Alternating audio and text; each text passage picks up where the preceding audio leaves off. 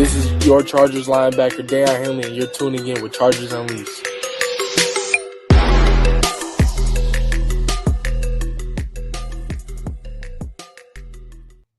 Welcome to another edition of Chargers Unleashed. Jake Hefner and Dan Wolkenstein here with you from the LAFB Network. This is your first time tuning in the show. Make sure to hit that like and subscribe button on YouTube, but also follow us on Facebook, Twitter, Instagram, Spotify, and Apple Podcasts. Dan Wolkenstein, good morning to you. And holy shit, Dan. We are just mere days away from Chargers training camp opening. We're in the thick of July. There is actual football to be played at the end of this month. I don't care if it's preseason or not. Nope.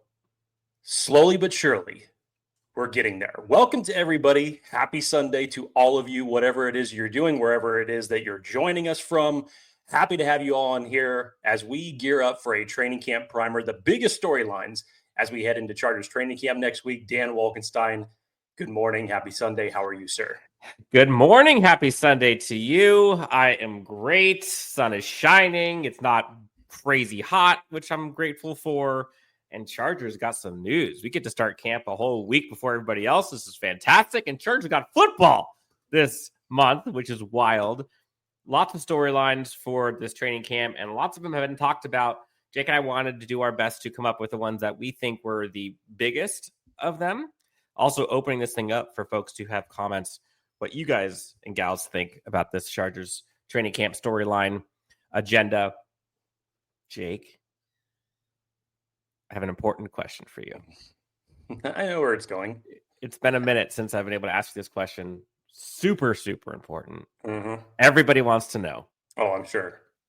Are your sleeves down to your wrists? You know what? It's Sunday morning. It's 8:30. Okay. Not all of us have the luxury to look as good as Dan Wolkenstein does. Oh, it is, get out of here. You know, his Hawaiian polo. But no. This hoodie does not go down to the wrists. Okay. I don't really give a shit what anybody has to say about it either. Good. And then also, how are you? I'm doing just fine. Thanks. Good. We got a lot of folks in the chat here. Trey and Najee from Daniel Bridges. That sounds like a storyline. Definitely going to get to a couple of those. Tyler Thompson's got a question about the guaranteed contract and holding out from Trey Harris, which we'll get to. Steven Jajo. Good morning, boys and Chargers fam. How's everyone this morning? Let's go and bolt up. Lots about Trey Harris here in the questions here. Oliver says good morning. Forgotten Locale, front of the show, says good morning. Whole bunch of folks in here. But as we get this thing going, Jake, important. Daniel Bridges is telling everyone the most important things about this morning. Sun's out, guns out. See, people who appreciate the short sleeve hoodie. Or just how swole Jake is on a Sunday morning. That is not true. It's not true. Folks in the chat, what's your morning beverage of choice? Jake, I'll let you kick this thing off. We're going to start. Oh, considering that I woke up this morning running out of my pre-workout powder, saying to myself, shit, my morning is off to a great start. So I literally just had to go straight to the gym and grab one of their Ghost energy drinks just to get some caffeine in me. Ghost energy drink. I don't know what that is. That was more than enough than what I needed for this morning. Hence why I don't have anything with me this morning. Jake is jacked, both visually and his metabolism. Black coffee, says Oliver. My metabolism sucks. I'm 40 years old. Yeah, and you got freaking arms of steel. Victor McComb says Rockstar. I don't know how people drink energy drinks in the morning anymore. I mean, I'm too old for that, but good job, Jake. Proud Why of do you think my metabolism sucks? And Brad, and you know, as like water is wet, sky is blue. Brad talks about the bong. That's Spicoli. Forgotten Locale says Saratoga. Daniel Bridges with the Major Dickinson's Pete's Black Coffee. Let's do one that I don't think is really a camp storyline, but we'll just start this thing off because it's fun. Everybody's talked about it for weeks on end. Last predictions for uniforms. Anything's changed for you? Yeah, we get the uniforms, on the 15th, so Tuesday, we get them finally revealed. We talked about this on last week's live show. again, I still think that they're going to do something cool with the dark navy, kind of They have harken to. back to the old San Diego colors. That's where I feel that everything's going.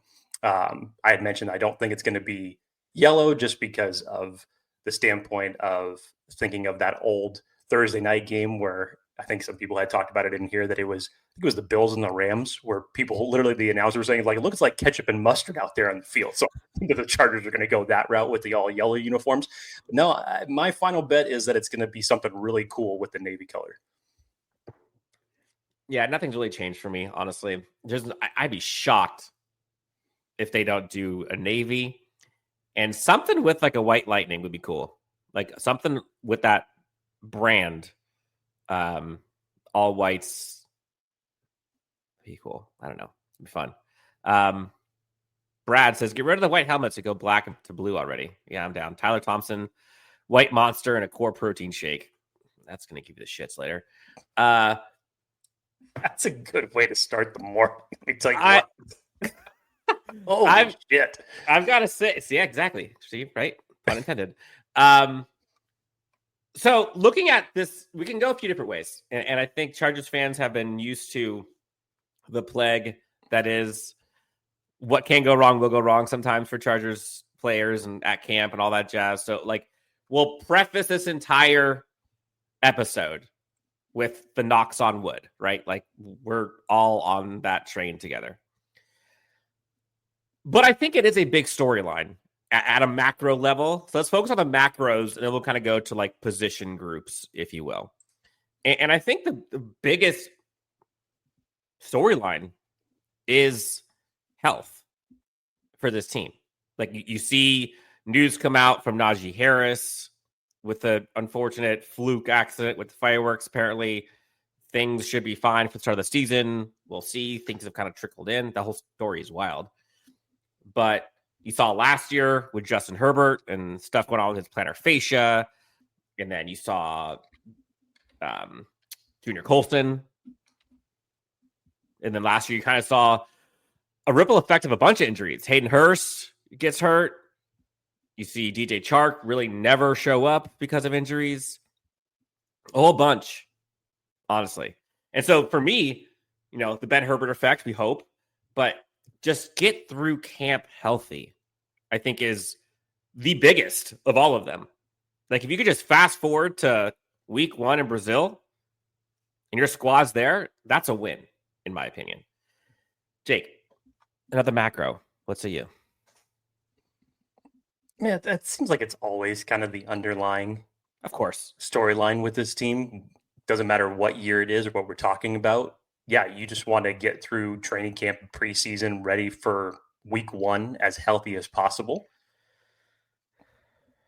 But there is a lot of underlying storylines woven to everything else that we're looking forward to when we get training camp underway here in the next few days. But yeah, health is always paramount.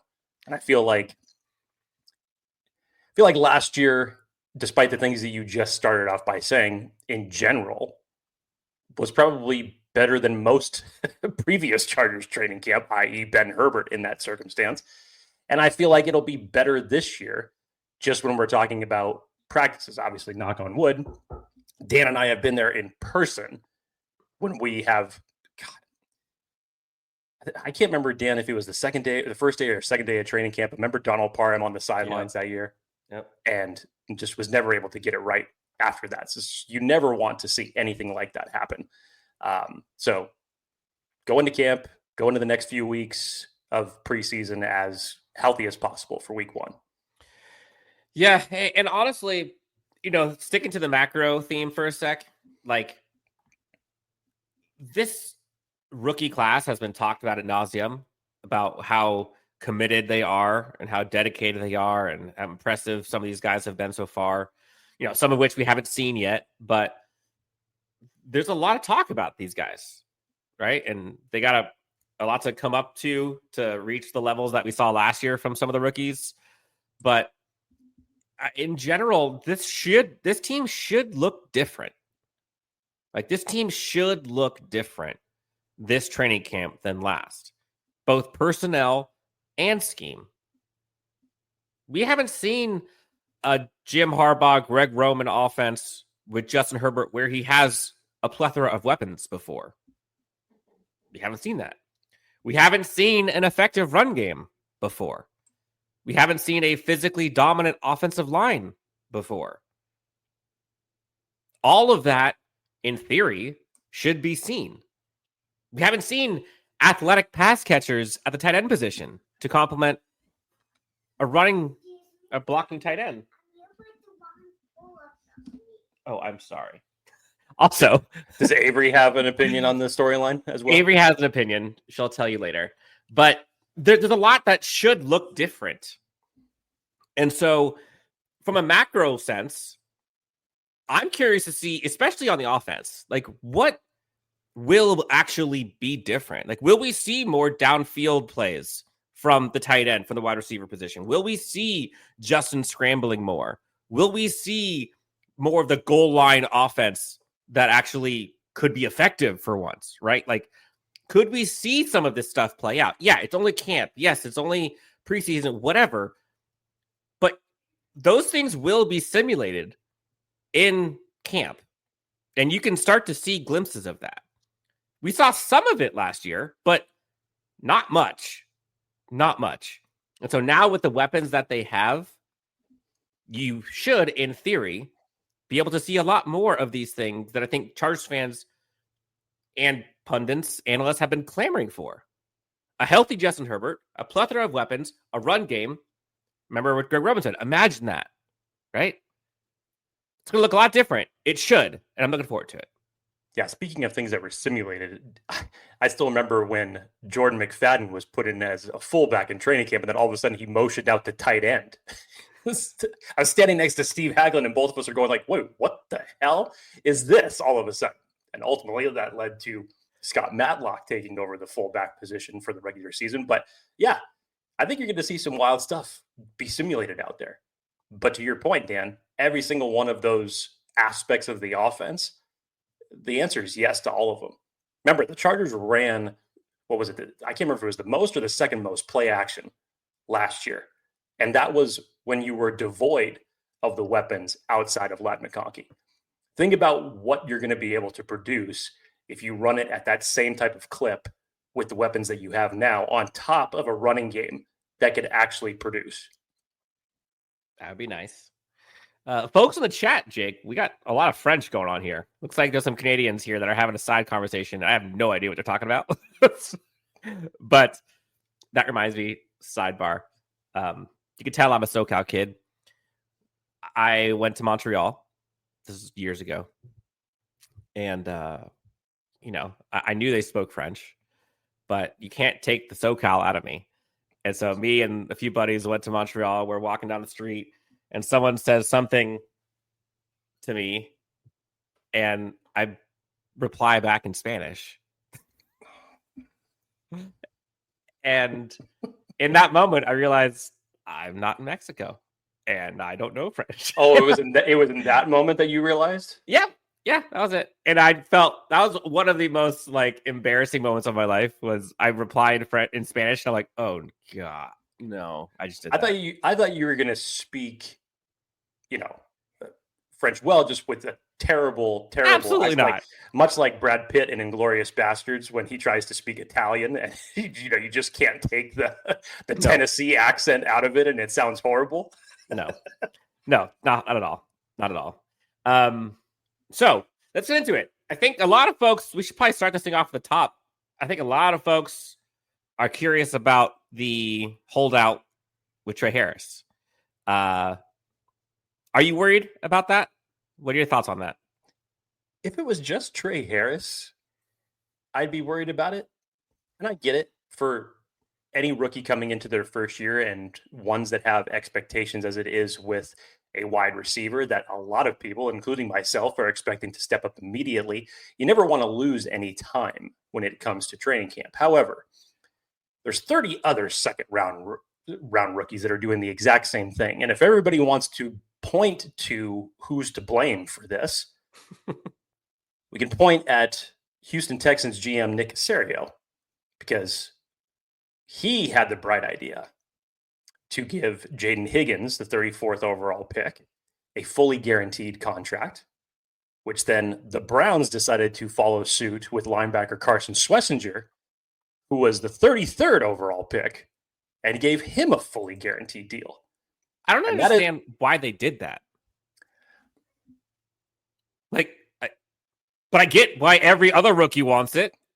Hey, we've heard of other fully guaranteed contracts. How'd that turn out? Yeah. Speaking of which, did you see the news? Browns are going to be Browns. Did you see the news on their running back? I did. Yeah. I don't understand how these players who are making millions, like all you got to do is just like not be stupid.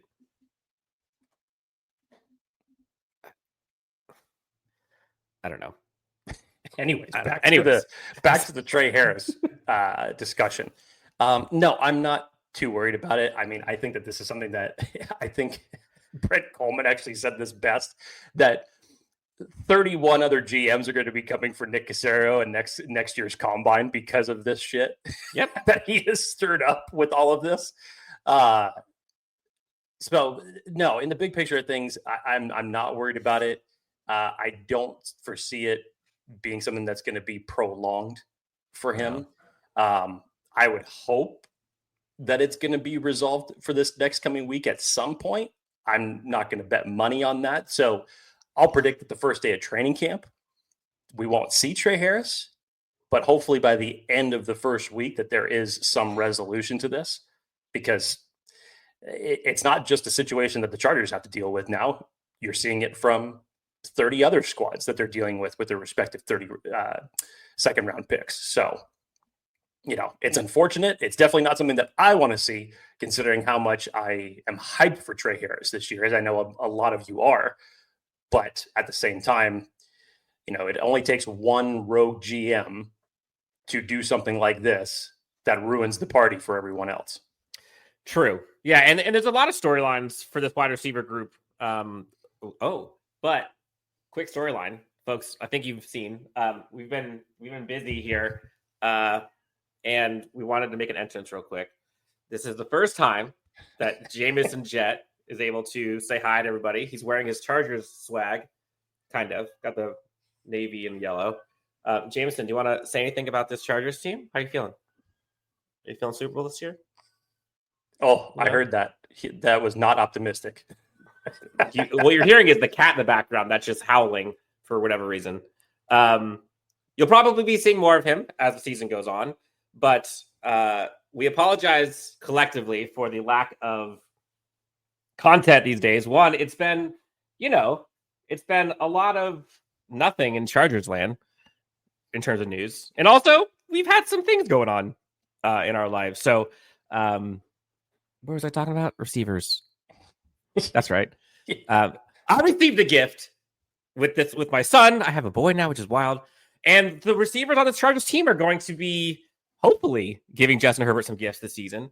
And I hope that Chargers fans, I don't want to say brace yourselves, right? But this feels to me, and I don't know if this is a hot take, but aside from Ladd, it kind of feels like a wide receiver by committee approach. Like, I don't necessarily know if you're going to see a standout wide receiver 2 or 3 or 4. I know you're going to see a standout 1. I promise you that. But after that, I think the storyline for me is like, what does the wide receiver room look like? And how are they going to be activated? Is it going to be what we've seen before, where it's like the Ladd show and then sprinkle dust everywhere else? Or is it going to be kind of a little bit more level playing field? And I think Ladd will still be wide receiver 1 again, but there's a lot of hype for Trey Harris. I understand. Excitement about Mike Williams and what he could possibly bring in terms of juice downfield. Justin Herbert talked about he changes how you play the game. Could Quentin Johnson level up? KLS, you haven't seen anything yet. Darius Davis, what's he going to be this year? Like, there's a lot of questions and possibilities, but the storyline for me is like, what is this wide receiver room outside of Ladd McConkey? And what could they do that would change your feelings on them? If Quentin Johnson went out there and caught 15 deep balls over the shoulder with his hands, toe tap, is that going to change anyone's opinion until we see Quentin in a important, impactful play during the season? I don't know.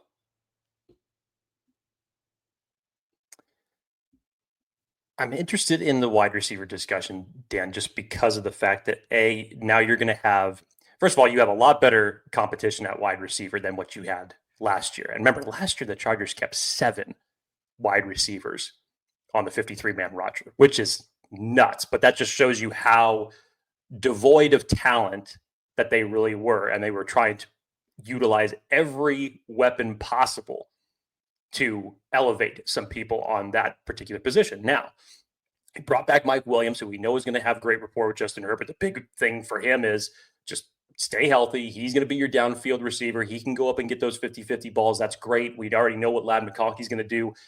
It's now going to be like, and this is probably why a lot of people are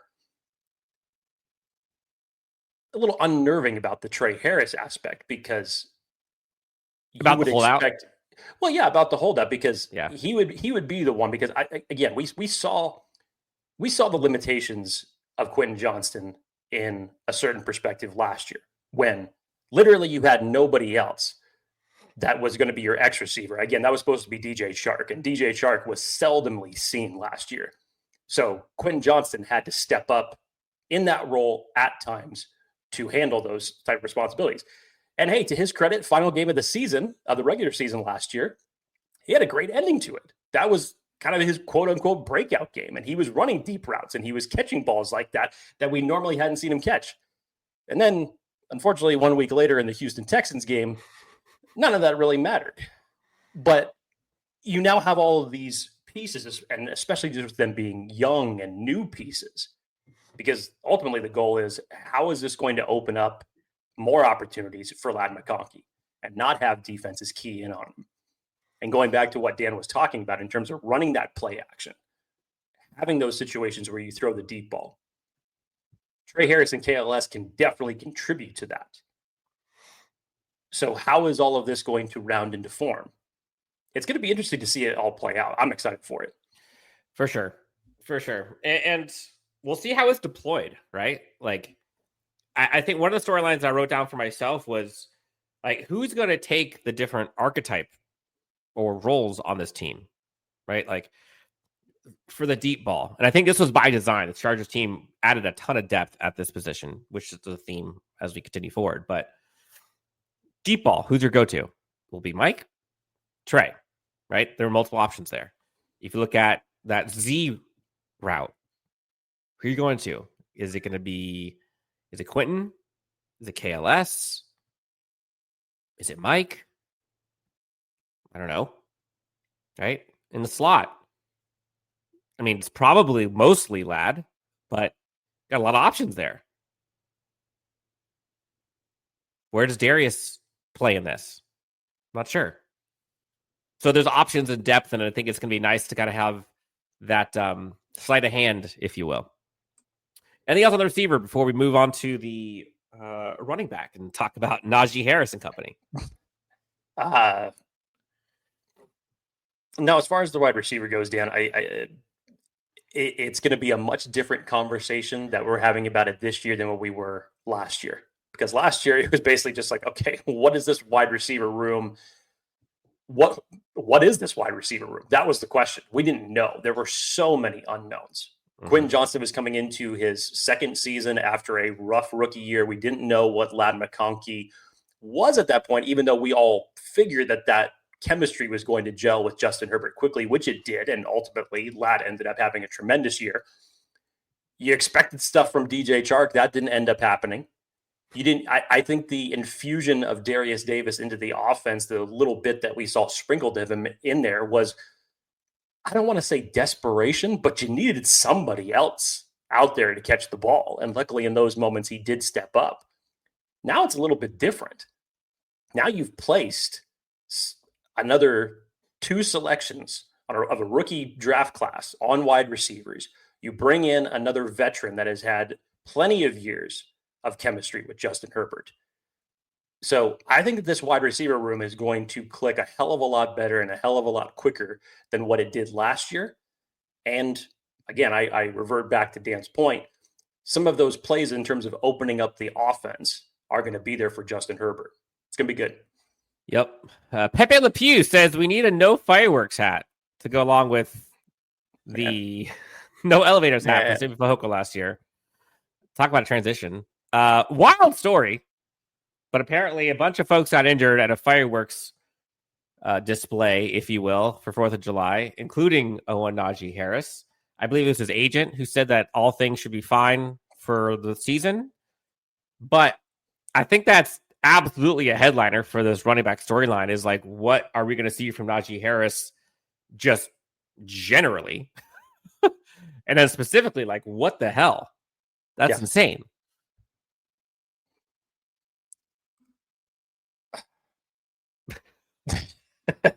Look, number one, I'm just glad that, first of all, Najee's okay. Yep. That's first and foremost. Getting this obviously happened in mass. It wasn't something that just happened to him, and he suffered a eye injury. The severity of it, I still don't know all the particulars of it, but like you mentioned, it sounds like everything is going to be good for him for the regular season. But what does that mean in terms of his timing and getting into camp and getting some of those meaningful reps with a new team for himself? Yeah, that was very specific. The way that the agent said he'll be ready for the regular season or whatever he said. It was like, what about camp? What about preseason? Yeah. It doesn't. I mean, we think back to 10 years ago when Jason Pierre-Paul had the fireworks injury and lost 2.5 fingers for himself. Thankfully for him, he was able to make a comeback and able to still produce even after that injury. But it's a serious, scary situation. It sounds like the Chargers dodged a bullet, and more specifically, Najee Harris dodged one in this circumstance. Dodged a firework. Yeah. Happy that he is all right in this circumstance, but we'll see how much time that takes away from him training camp and preseason. Yeah, Chris in the comments, apparently he's pissed off. I didn't go in detail about what happened with the Browns running back room. I'm not a Browns podcast, so if you care, go check a look at it. But off-field stuff, damning the Browns again. Let's see, Jake. Nobody is better at first down play action than Herbs, says Brad. Yep. And again, play action works when you have a running game. Look how good he is with a mediocre running game. Like last year, this Chargers run game, while it was better than years past, still wasn't great. There's a lot of bad covered up by some splash plays from JK. So this running back room needs a lot. But the Najee Harris news opens up the door. In theory, we'll see. For an Omarion Hampton, who the door is probably already wide open, to be honest. For a Rocket Sanders. For someone to possibly make a splash if he's not out there. Like that's one other guy that can have an opportunity to go make plays.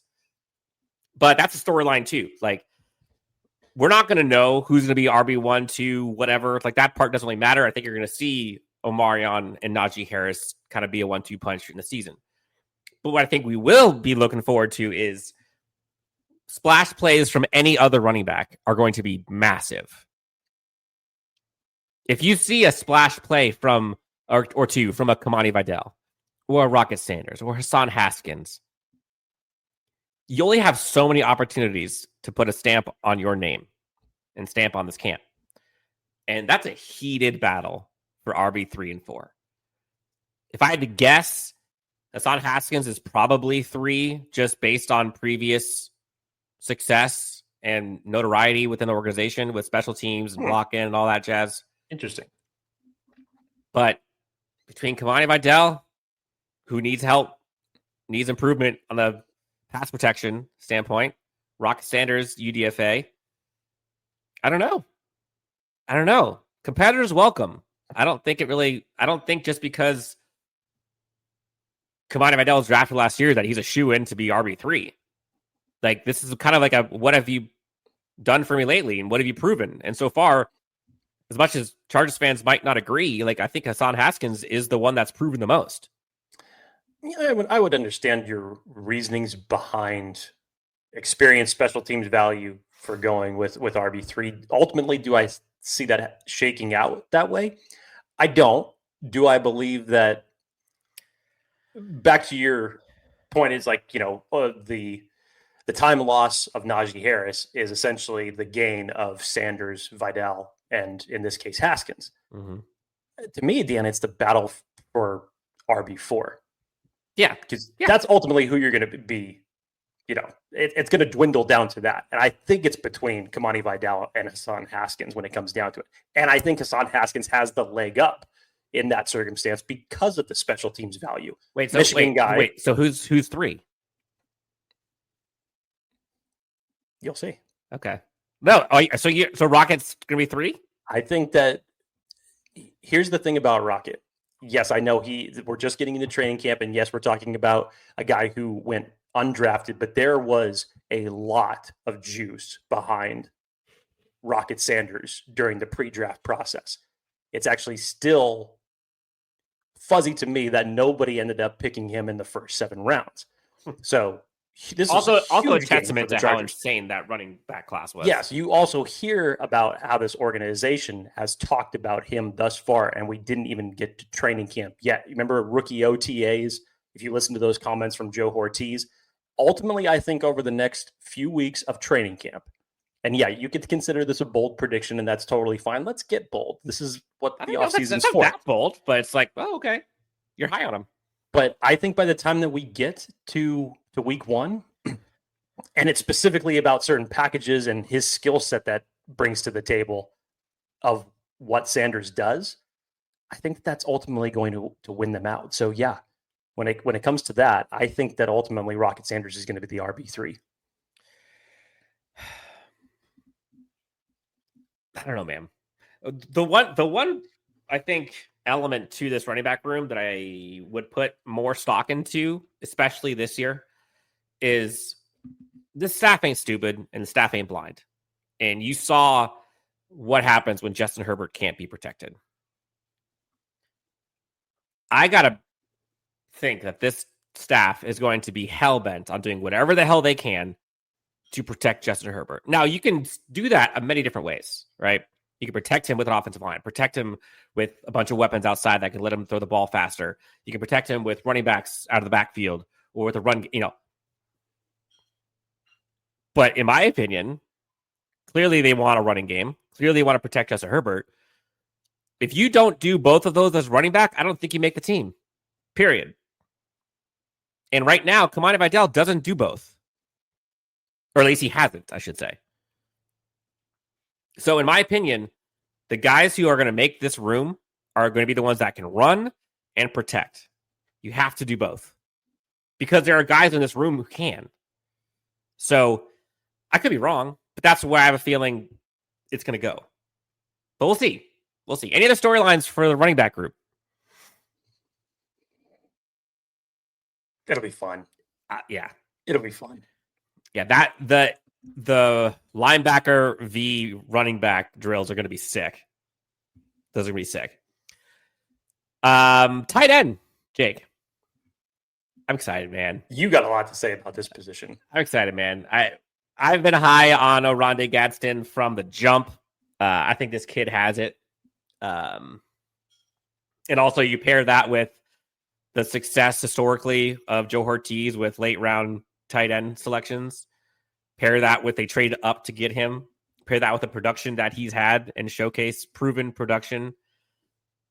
Transfer from wide receiver to tight end.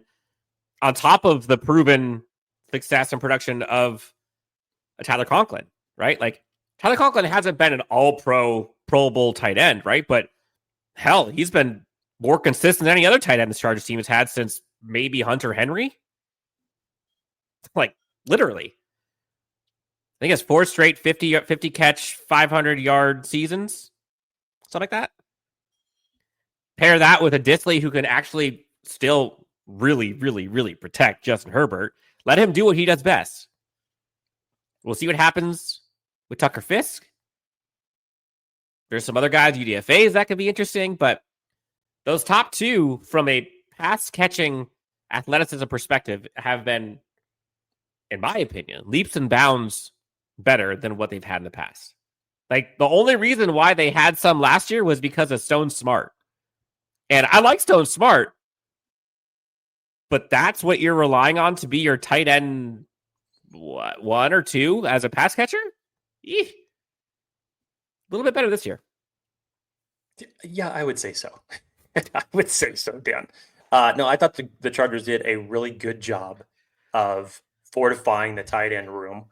You get Will Dissly back into what he does best in terms of being that blocking tight end that you could sparingly use as a pass catching option when you need him to. You do not need him to be your primary pass catching option. Tucker Fisk, we know, is a solid blocking tight end. So in those 12 personnel packages, those guys are going to be able to do some damage together. But what you've done going out and getting a guy like Tyler Conklin in free agency, and then of course drafting a Rondé Gadsden, Dan, you talk about pass catchers, more importantly, contested catching options, which Rondé Gadsden was fantastic at in college. And there's a reason why he's essentially just set foot on the football field and set it on fire. Also stayed there from like 4 a.m. to 10 p.m. or whatever. Yes. And from what we've heard, he's not a big flashy guy, doesn't end up, isn't one of the type of people that likes the noise or talking to the media about what he does. He just likes being quiet and doing the work and putting it in and letting his, football abilities speak for themselves when he gets out on the football field. Now, yes, I know we haven't put pads on yet, but when the standout rookie of rookie minicamp and OTAs is a 5th round tight end, I think that's something to be taken notice of, for sure. So I think that there's going to be more expectations than many of us probably had a couple months ago as it relates to Rondé Gadsden, but more importantly, this tight end room. What did I call it, Dan, last week when we were talking about the movie titles? You remember what I called it? No. The Fifth Element.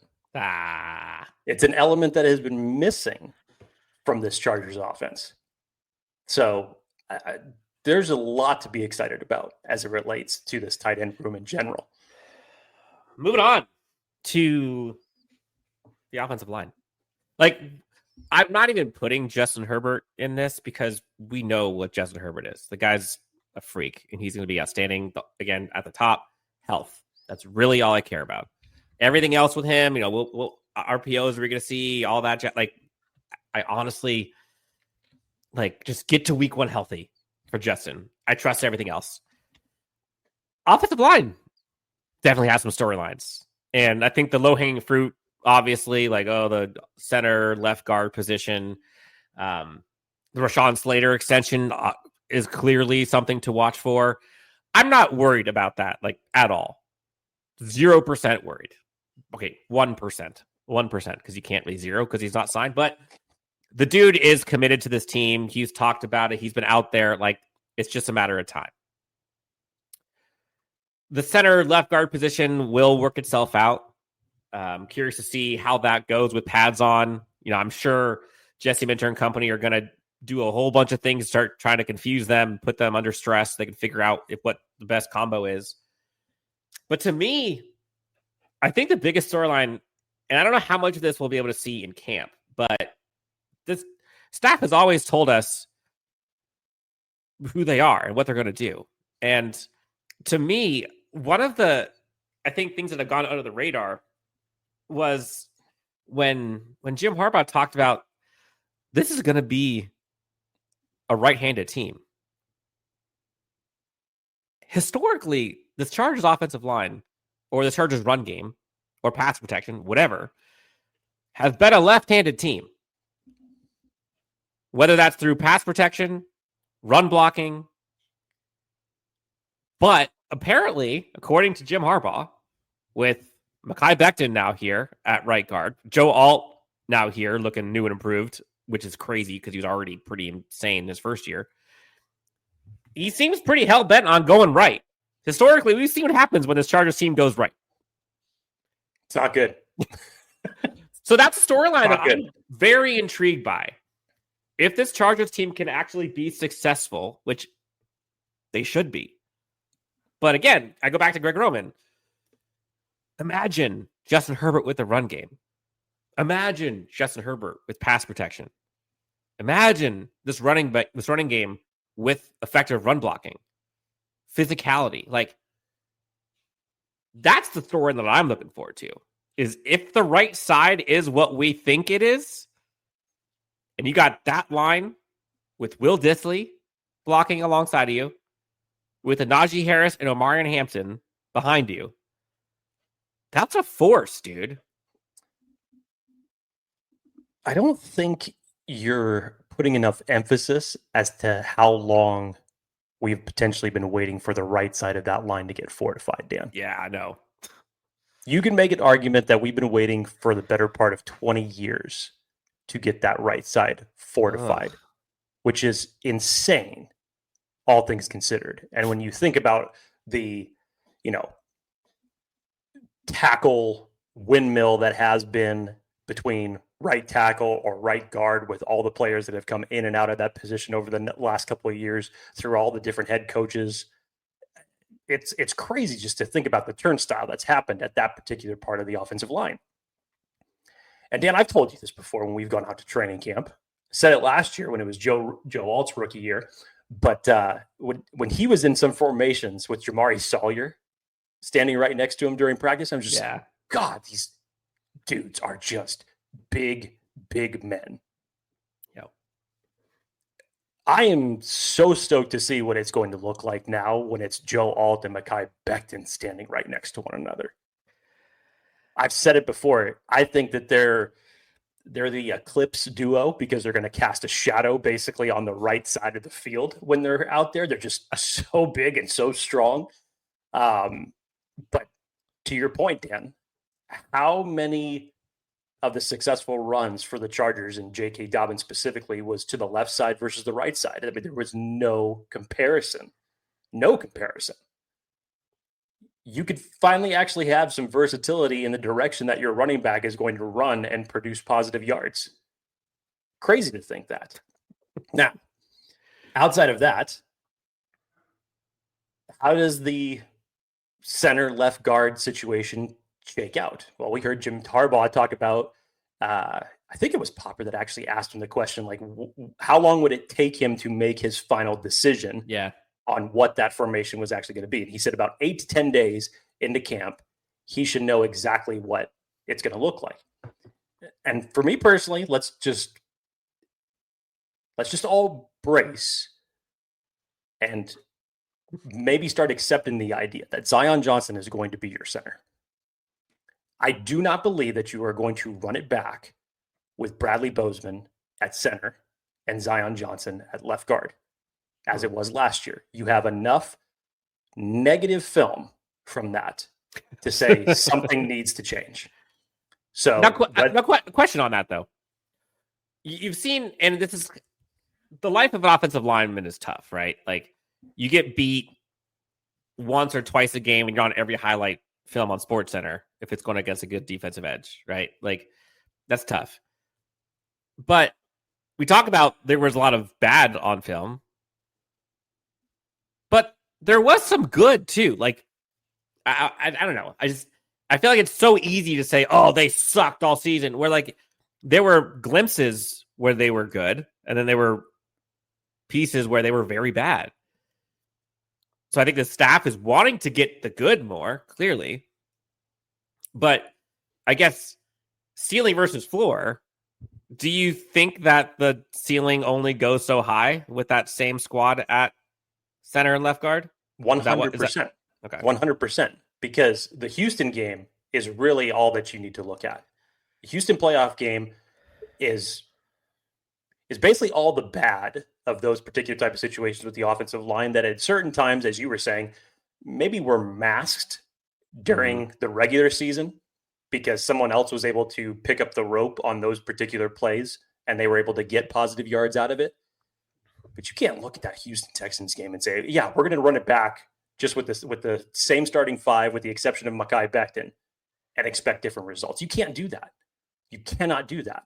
So I've slowly started to come around on this idea that Zion Johnson is in fact going to be the starting center. Now, is it something that I'm confident in, that's a different conversation.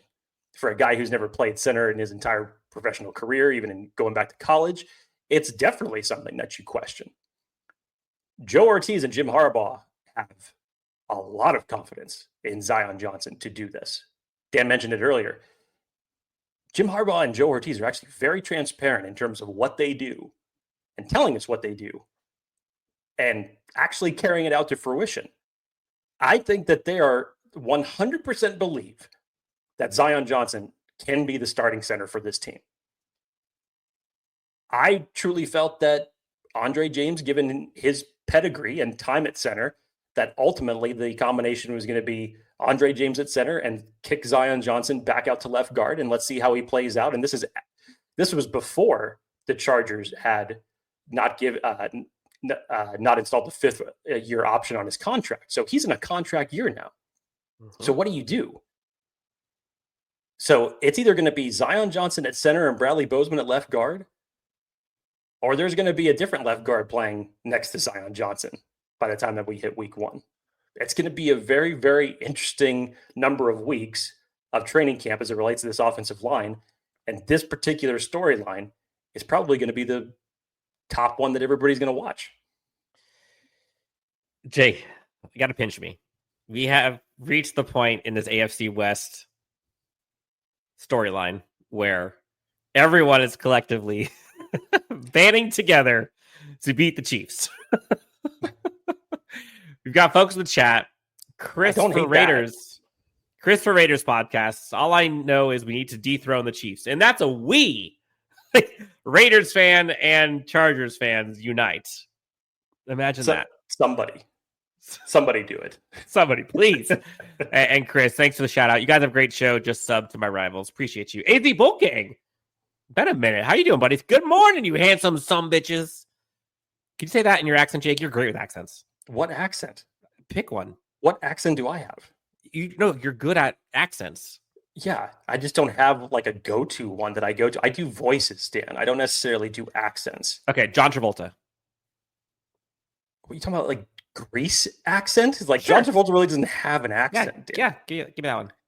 You'd have to do like the whole like when he's talking to Sandy for the first time. Yep.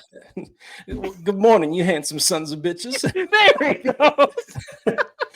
What's going on with me, baby? What's going on with you? Okay, by request, Jake. Now someone's asking for a country accent. That was a very weird request, by the way, for John Travolta. Country accent, Jake. Good morning, you handsome sons of bitches. You know, it's whatever, dude. Like, you want me to do it in a better voice? Okay. Oh, good morning, you handsome sons of bitches. Thank you. There, is that the one that you were looking for? Yes, that's better. That's the one that I do a little bit better. Yeah. Oh, man. Bulldog PS is just the king of voices. I would love to just do like a 20-minute segment with him and the guys at Chargers chat of just dueling conversations between voices. It'd be great. Dick of the Kicker. Did I just hear Danny Zuko? Yes, you did. Yeah. Dan decides to give me, say that line in a John Travolta voice. Like, what voice? The only other one I know is Danny Zuko. Sounded like Stewie from Family Guy. That's precisely who it was. Yes, Brad. Oh, look, we've only made it 49 minutes. Show it's getting weird. Brad's taking another bong hit, probably. Look, the offensive line, it has some questions, but I do have faith in this Chargers staff to know that they can't freaking run this thing back. Like, they just can't. And whether that's with the running back room being improved, the tight end room being improved, offensive line bringing Mekhi Becton, Andre James for depth. Maybe there's another ace up their sleeve and they bring another free agent who's still out there for offensive line help. Something's got to change because the results from last year were not good enough. It was not good enough. And for a Jim Harbaugh style offense specifically, that was not good enough. Branson Taylor, hopefully he can step up, says Pepe Le Pew. But again, for depth purposes, yes. Exactly. I hope that that's the case. I hope we're not relying on Branson Taylor to be our savior. No offense to Branson Taylor, but he's a late round rookie. When's the last time a late round rookie has led a Super Bowl challenging team That's tough. Dan, don't start that because Kansas City Late knows round, that all too late well. round, late round. Knows that. Hey, I don't care. Trey Smith shouldn't have been taken where he was taken, and he was. And look how that turned out. Fair. And All right, to circle back one last thing on this, because I will admit, for the Chargers being in the situation that they are in with the offensive line, we'll see how the next few weeks plays out. The Chargers are not averse to bringing in free agents or anybody that gets let go from other teams at that point in time. So we don't know what's going to happen. But at the same time, and I've said this on the show since the draft, I did expect them to address the offensive line just a little bit more, and more specifically the center position. Now, the center position in general was diluted from talent for a number of different reasons from that particular rookie class. Players making the decision to go back to college, players who suffered unfortunate injuries late in the season. And so you had that pool of really good center prospects got smaller and smaller and smaller. But at the same time, given what happened in that Houston game, I did expect them to address it a little bit more. Now it's in the past. This is where we're at. And I think when we finally get down to it, your starting five combination is going to be Rashawn Slater, player X at left guard, Zion Johnson, Mekhi Becton, and Joe Alt. Interesting. Okay. Let's switch over. Defense. Jake, defensive line. Now, this is an interesting one because I feel like on one hand, you're looking for kind of the glow up from the edge position, and you're hoping to kind of keep the same with Khalil Mack, right? But a lot on the shoulders of Tuli Tupelo to this season. Bud Dupree signs an extension. Kyle Kennard there, SEC Defensive Player of the Year last year. So I think there's some hope for potential, quote unquote, for the edge position. But then on the interior defensive line position, it's like, it feels like there is a log jam. There are so many dudes at interior defensive line. And you've heard the coaching staff talk about this defensive line is more athletic. It's bigger. They think it's better. How is that going to be platooned? That's a big question for me. How is this defensive line, especially the interior, like what will that look like? Because there's like 8 dudes, easy, that could make this squad. Let's start with the edge position and get that out of the way. I think that's pretty set and concrete for what we expect that's going to look like, whether we're talking about depth chart or guys who are going to end up making the final roster. This is Tuli's opportunity to really elevate. We always were wondering what was going to be that life after Joey Bosa. Now you're in a situation, well, okay, you got that now, but what's it going to be after Khalil Mack is gone? And this is the window, and this is the opportunity for Tuli to really show that. We all love Tuli. We all know what he's about in terms of getting after the quarterback, which he has shown that he can do very, very well.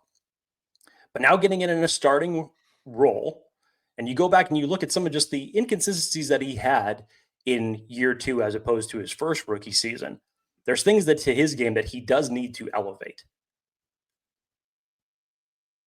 It's the opportunity to do it now.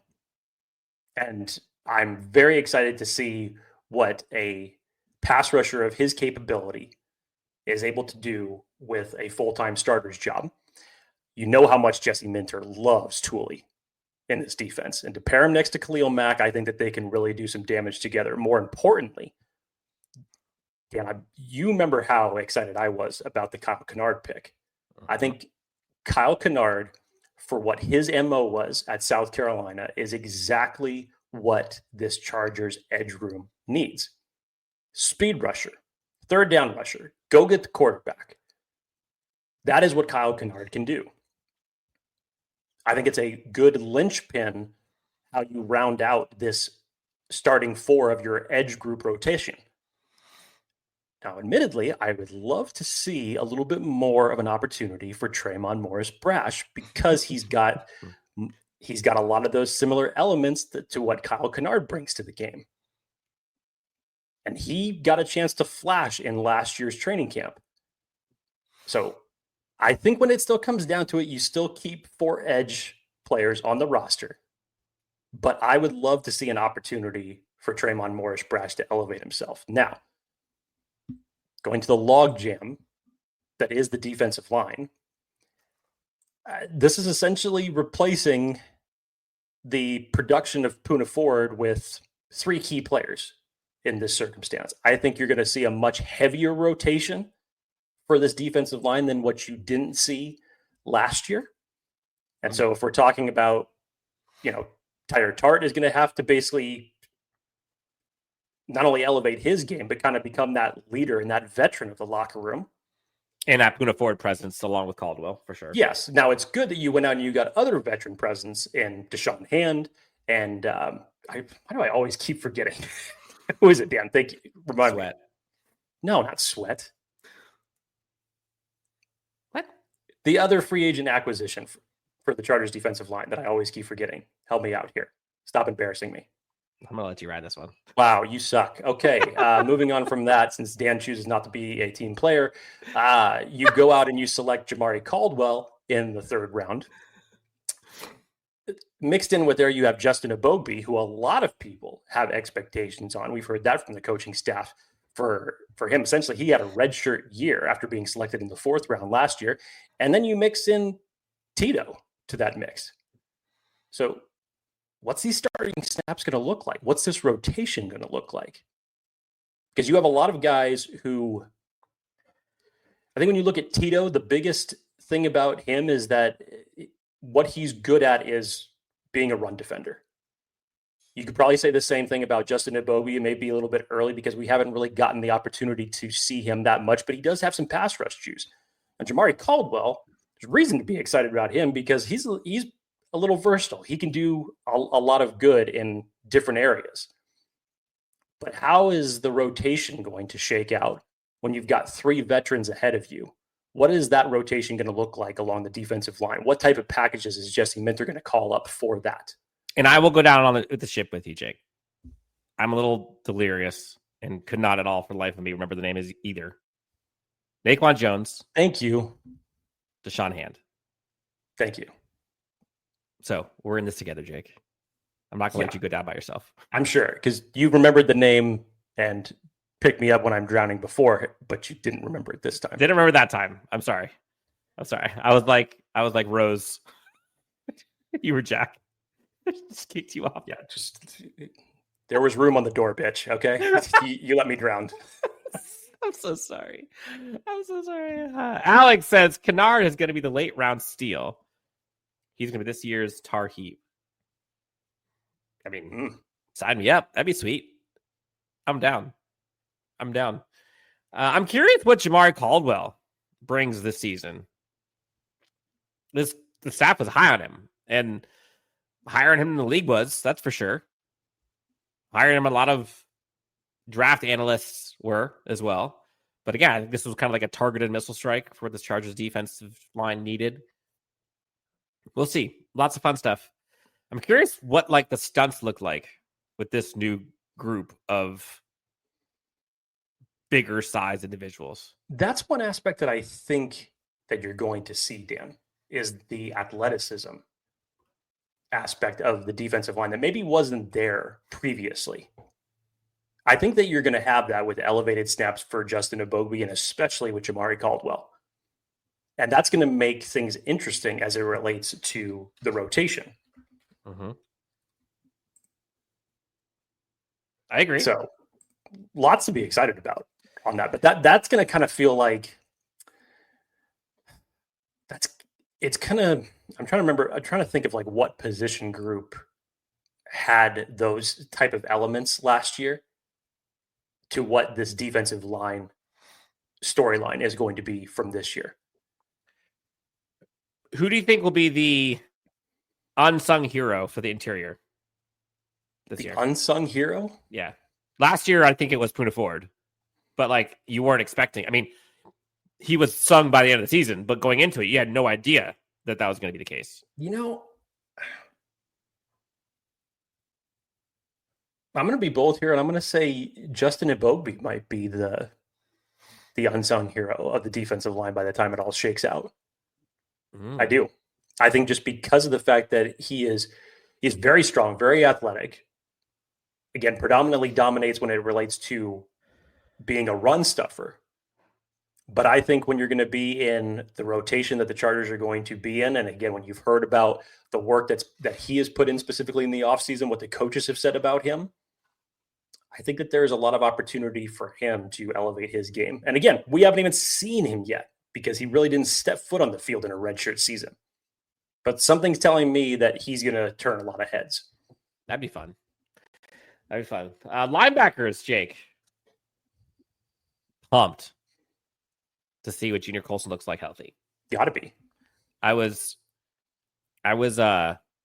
very bullish on Junior Colson as a rookie. Felt that he had the chance to bring the most value to a defense of any other rookie drafted, given all the context of him, Michigan, Jesse Minter, this defense, et cetera, et cetera. Fortunately, injuries kind of derailed him at the beginning and in the season and was kind of behind the 8 ball ever since. Now, he's got a chance to shine. And this Chargers defense with Deion Henley and what we think Junior Colson can be, that will feed families. That combination of Junior Colson and Deion Henley has all the potential to become the most athletic linebacker duo in the entire NFL. All of it. Because Junior Colson, despite really not playing much in his rookie season due to, injuries and other off the field procedures that needed to be done for him, mentally, he knows this defense inside and out, back to front. He will not need a ramp-up period. He just needs a health period. Mm-hmm. And from all indications that we've gotten for Junior and the expectations and coming into this point in camp, he's ready to roll. So I am so excited because Junior Colson's football IQ at the linebacker position is fantastic. And to pair that with the physicality and field general mindset that Deion Henley has brought to the table already in year 2, think about what that combination is going to be like. Yeah, and sprinkle in, hopefully, Denzel Perryman, healthy. I think you want him to be there on like a snap count, so to speak, to kind of limit the possibility of him getting hurt. I think Troy Dye has a lot of potential as well. Staff was high on him last year. Stepped in at certain times last year during regular season snaps where he really came into it. It wasn't just special teams that he contributed on. Yep. Wasn't he the one that had that interception in the end zone? I forget who it was, but he sealed the game. Time? He sealed the game on a tip interception to end it. I want to say it was on a 4th down play at the end of the game. I don't remember, but I'm pretty sure it was him. Muwaga, people are excited for as well. A lot of people talk about him. Linebacking core should be a strength of this team. Should be a strength. Now, I think probably the storyline, Jake, that's going to have the most fireworks, arguably, will be the DB room. And safeties a little, but I'm just lumping it together as DBs. That, to me, is going to be intense. And you look at the receiver versus them, like, that's brutal. That's brutal. Pepe Le Pew, Jake, is that black nail polish or did you smash your finger? I absolutely smashed my finger. It's healing, though. It took forever, but finally it's healing to where, like, it's actually getting towards the middle of my fingernail. That's what happens when you try to install hardwood floors for the first time. LVP, shout out. Jake. Yeah, you should have just leaned into it, Dan. Like, yeah, I'm going through. I should have just painted the rest of them. Harkening back to my punk rock ages. And yeah, you should have just painted the rest of them. That's what I should have done. Okay, guess which one I hurt. You'll never know. I'll never tell. There it is. This DB battle is going to be absolutely insane, which you want to see. Like, that's a good thing, right? But the storylines kind of are endless, right? Can Cam Hart bounce back with his stellar rookie season, stay healthy, ascend year 2? Can Tarheeb still continue that trajectory, become like that dominant corner that the Chargers fans now kind of expect? What happens with Dean Leonard? What are we going to see from the likes of? There's a bunch, man. Like there's a lot. There's a lot. Like I think people have dismissed Ja'Sir Taylor, unjustly so, in my opinion. I think he's battling injury. Right? You got 2 free agents that were brought in that are probably expecting to start or at least have numerous snaps. You've got free agent, UDFA, excuse me. You've got RJ Mickens. There's a bunch of dudes here all trying to get in here. I forget the name of that UDFA that you love, but Nico Reed. Like there's a lot of guys, and historically, 10 is the max. See, I help you out when you don't forget forget names. Thank you. We stay on that door together with you. Look, I don't think they're going to have more than 10, but if you do the math of the guys that you know are not leaving, and then how many options are available yet to fill out that 10, that's tough. Again, Alohi Gilman, Derwin James, that's 2. Elijah Molden, 3. And then we'll just go the other way around. We got Cam Hart, 4. Tarheeb still 5. Are there any others that you're for sure going to have? I like to think Tony Jefferson, but I don't know. I would think RJ Mickens. I'm not sure. Ja'Sir Taylor, probably. I'm not sure. Dean Leonard, probably. I'm not sure. But that list goes on and on and on. And there's only so many guys you can keep. Dante Jackson. I mean, those free agents are staying. People are going to be upset with the guys that aren't making this squad in this room. It's going to be tough, but also it's going to be a testament to how good this room has gotten. I'm really excited about the battle at the cornerback position, Dan. I think the safety position is pretty much solidified. And I do believe that when it comes down to final cuts, that you're only going to keep 4 on the final 53. Derwin, Molden, Gilman, and Jefferson. There might be a flex if you do like an RJ Mickens type. Could be a flex. But ultimately, as we've seen through the last several years of what the final 53-man roster looks like, traditionally it is 6 corners and 4 safeties that you keep. So I think the safeties are pretty well intact for what you've done through free agency, being it the acquisition of trading for Elijah Bolden last year, obviously keeping Alohi Gilman because Jesse Minter loves those 3 safety sets. It only makes utilization of Derwin James that much more versatile and having him play closer to the line. And a veteran presence like Tony Jefferson. That is a solid group for your safety position. It really is. Now, I would love to see RJ Mickens somehow mixed into this bunch. Yeah. But I think because of the level of competition that you have at the DB spot in general, it's going to be tough. Now, Ja'Sir Taylor and Dean Leonard, I think, are the 2 that you have to watch out for in terms of the possibilities that their roster spot could be the ones that are on alert. Now, for Ja'Sir Taylor, you have the emergence of Tarheeb Still that you had last year that essentially solidified him as your starting slot corner. You have Cam Hart, who, outside of the concussions that he suffered, stepped into that role pretty nicely for being a 5th-round rookie.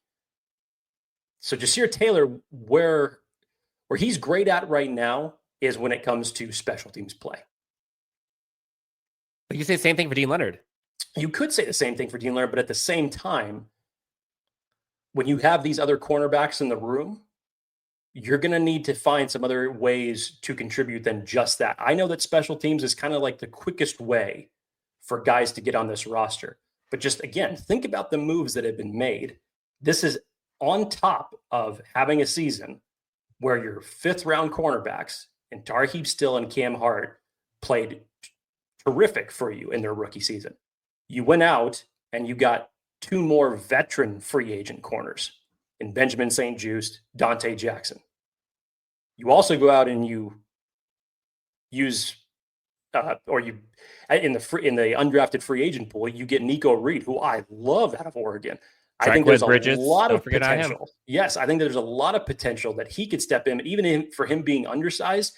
Nico Reed's instincts, click and close ability when he's going after the football is terrific. So I think that he's definitely going to be in the mix of things. You mentioned Tarheeb Bridges, talk about a big-bodied defensive back.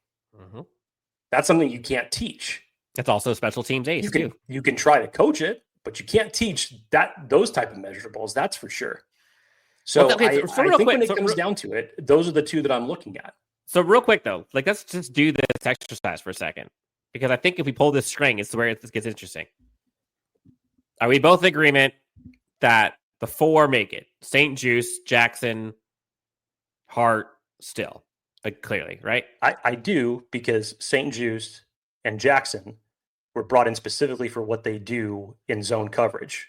Okay, so that's 4 to fit Jesse Minter's scheme. Yes, so that's 4 there, plus the 4 safeties that you talked about. So that's 8. There's 2 spots left. Yep. There's 2 spots left. And you've got RJ Mickens. You've got Triquez Bridges. You've got Dean Leonard. Jasir Taylor. Nico Reed. That's 5. I know I'm missing one. Did I say Mickens already? Yes, you did. Okay, so which of those, let's just say 2. Mickens, Reed, Taylor, Leonard, Bridges. I mean, that's the exercise. Let's not be naive. As of right now, Jasir Taylor and Dean Leonard have those spots because they've been with this team, because they've been in this defense, and because their contributions on special teams. As of right now, they have those spots. But as it progresses, if we're talking about, as we've talked about with other positions in terms of elevating depth for this roster, you may have to do more than just be relegated to special teams. And truth be told, we've seen Jasir Taylor, even as the backup slot cornerback, you've seen what that looks like to go from Tarheeb Still to Jasir Taylor in some of those spots. Just saying, I think there may not be a more fierce competition for roster spots than it is for the cornerback room specifically over the next couple of weeks. Yeah, this is going to be brutal, man. This will be cutthroat. And either way, right? You're going to hear narratives shift. Let's say it ends up being where Triquez Bridges is on the outside looking in. Oh my gosh, Chargers wasted a draft pick. How dare that? That was a waste. Joe Ortiz missed. Or Jasir Taylor is no longer there. Finally, they got rid of Jasir Taylor. He sucked. When, in reality, he didn't really suck. He was hurt for most of it. Let's say one of the free agents goes, Dante Jackson or Benjamin St-Juste. Oh, they wasted money. No matter what, there's going to be a narrative that the Chargers screw something up. But that really isn't what this staff cares about. It's just get the best squad. And so there will be some cutthroat decisions. And you mentioned it. I think corner is probably going to be the one that's might be the bloodiest. And you're hoping you could stash some of the practice squad, right? That's going to come into it. Who do you think will stay? Who has the name recognition that maybe other teams might take up? But that's the position I'm bracing for a tear to be shed when someone's let go. Because someone's going to go that I really like. I really hope it's not Dean Leonard, though. I don't think he's gotten really a fair shake at providing what he can do. And I like his size, man. He's got that Cam Hart archetype. If you had to guess right now, we know the 8 corners and safeties combined. Who are the 2 that ends up making it? It's basically 2 options in 5 or 6 guys gunning for it. It's tough, right? It's tough. It's tough. So let's use this then. This Chargers like Steve Klink scale, Jesse Mitchell, they talk about. I think flexibility is a huge one, right? Special teams will be big. So if you go off of just talent, fit, who's flexible, and who can provide on special teams, just go off of those criteria. Who do you think that's it? Who do you think that is? The only thing that's for sure right now is that you give the special teams nod to Jasir Taylor and Dean Leonard. Yeah. That's it. Outside of that, I think that when you talk about some of the other guys that we had mentioned, there are some athletic ability and instincts that those guys have over Jasir Taylor and Dean Leonard, in my opinion. But it's different when you get into training camp. It's different when you're coming into a defense for the first time. Experience and special teams resume, that's where Jasir Taylor and Dean Leonard have the leg up. But ultimately, I think something's going to shift with 1 or 2 of their spots by the time that we end training camp. Whew. That's going to be nuts. That's going to be nuts. So, look, we tried to go through some of the most important storylines, maybe some that were a little underspoken, some that maybe aren't given enough juice, if you will. But in the end, I think you have to be excited for this to start. Chargers to get a leg up, start a week early, right? You got football this month for this team, going against the Lions, Hall of Fame game. I'm curious to see like what second year training camp looks like for this Chargers team compared to year one. Like you heard the staff talk about like, oh, we're worlds better in the mic'd up. We're worlds better this year at this time than we were last year. I think it was Greg Roman talking about that to Jim Harbaugh. But I'm curious, just optics, like what this looks like, how the camps are laid out, what the position group drills are going to look like this year, what kind of just like the intricacies of it. Like you saw stuff last year that you haven't seen in NFL teams, in NFL camps. I mean, you're looking at some of those drills with like the receivers coming in and out of the shades. He was already bringing that back during OTAs. So expect to see it again in training camp. You're seeing huge like signs that you see harken back to like college days to help offensive play, defensive come out. Like what Jim Harbaugh isms are we going to see? This year, you already saw the patches come out. Like that's new, right? Like I'm just along for the ride. I'm along for the ride. You know, we didn't talk special teams, but I think you've got 2 out of 3 on lock with Harris and Dicker. This team is very high on J.K. Scott and the moonshots he gives. We'll see. I guess returner is another one. Like I'm pretty confident Darius Davis has that on lock, but like who's going to be behind him? You know, last year you saw at times it was Ladd, but you know, would it be a Jalen Reagor? Would it be a KLS? I don't know. I don't know. Anything else? Any other, I guess, little breadcrumbs before we get out of here? Man, I don't think that I can talk about this enough, and you can just say this is like the purest that's coming out of me as it relates to just football returning. You've heard my statements when it comes to like this time of the year. You know, I'm not the biggest NBA guy. So you have the NBA finals that go off, the Stanley Cup playoffs that go off. It's right around this time where you're just itching for football to return, that you need football to come back. And I can't tell you how cool it is to be in that training camp environment, to see everybody that is in the stands supporting this team, especially in the Bolt, for God's sakes, for us all that experienced it last year. It's just such a awesome practice facility that they have for themselves. But there's just something about football in the summertime, right before preseason. I always go back to the line that Denzel Washington drops in Remember the Titans, when it's like right before the first game and he walks out in the field. He's like, this is my sanctuary right here. It's like, yeah, like, let's go. Football's coming back. We're here. Let's get to work. We're here. First time going to the Bolt this year. Yeah, seriously, Chargers fans, this place is legendary. Like, go there and you're going to wish that you lived there. Honestly, it's so nice. It's fun. The environment's great. Like, go to camp, especially a Jim Harbaugh camp. Like, they make it fun, man. It's a good deal, and it's all business. It is all business. Like, there was no music last year. We'll see if that happens this year. We'll have time here in the coming weeks to talk about the Hall of Fame game. A lot of people in the comments asking about our thoughts there. We'll get there. But this show, we just want to dedicate it to camp, what we think are the biggest storylines and what we're excited for. Again, all of this is predicated on health. All the wood is being knocked, right? Like we've all done this. We're all putting up the voodoo dolls. We got all our things, making sure that this goes right. But Alex says it. Look at what this Chargers fan base was going into, let's say 2 years ago.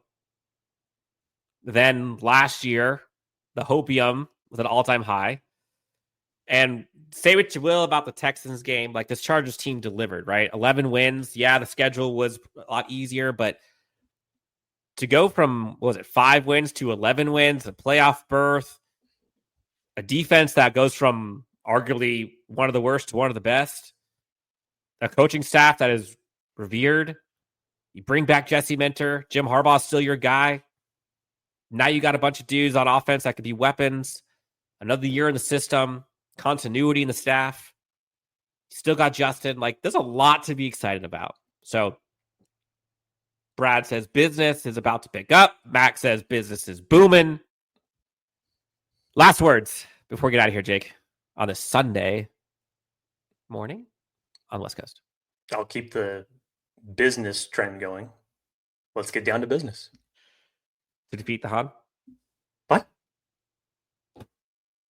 What did you say? I didn't hear you. To defeat. Oh, Dan throwing in a Disney reference. Well done. Yep. Just accentuate that a little bit more next time. Don't just whisper it. I thought all you needed was a careless whisper. Look, this will be fun. We're excited for training camp to begin. We'll see all you guys at camp as this goes on. And Jake is now laughing directly at me. So that's awesome. Football needs to come back so Dan and I can stop talking about bullshit like this. There you go. Oh, man. Thanks for tuning in to Chargers Unleashed. If you haven't done so already, please hit that like and subscribe. Helps out a ton. Until we talk to you next time. That's Jake. I'm Dan. This is The Weekend. We'll talk to you next time on Chargers Unleashed.